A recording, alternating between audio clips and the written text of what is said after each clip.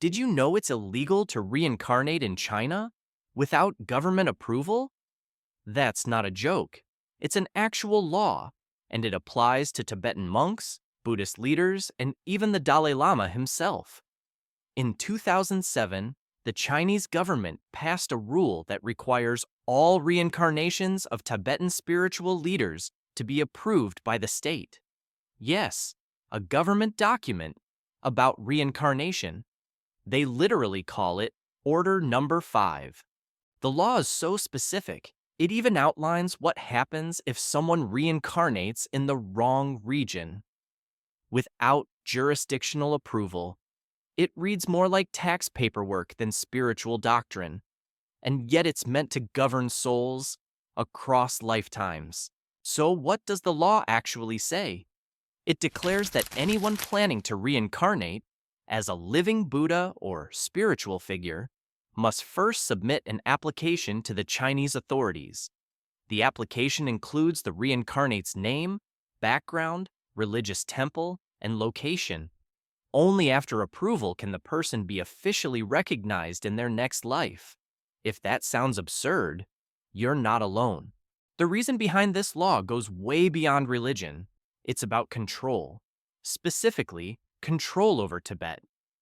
Tibet has long been a region of political tension between China and Tibetan Buddhists, and the most important spiritual leader in Tibetan Buddhism is the Dalai Lama.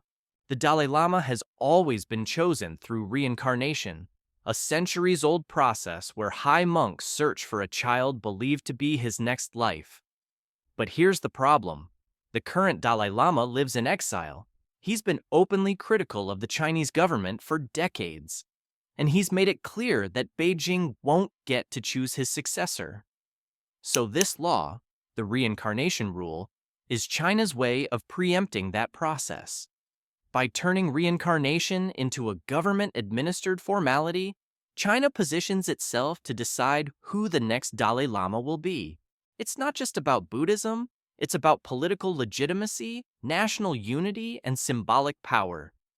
If the Chinese government selects one reincarnated Dalai Lama and the Tibetan Buddhist community recognizes another, you end up with a spiritual Cold War between two Dalai Lamas, two ideologies, and two futures.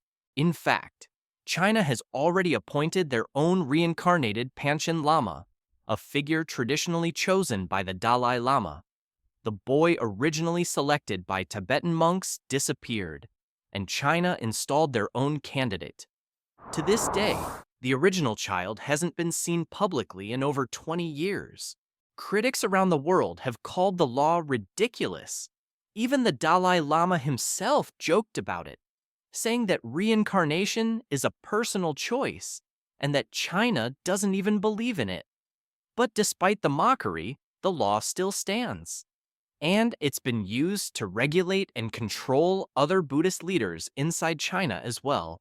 Whether you believe in reincarnation or not, the idea that you need government permission to be reborn is hard to ignore.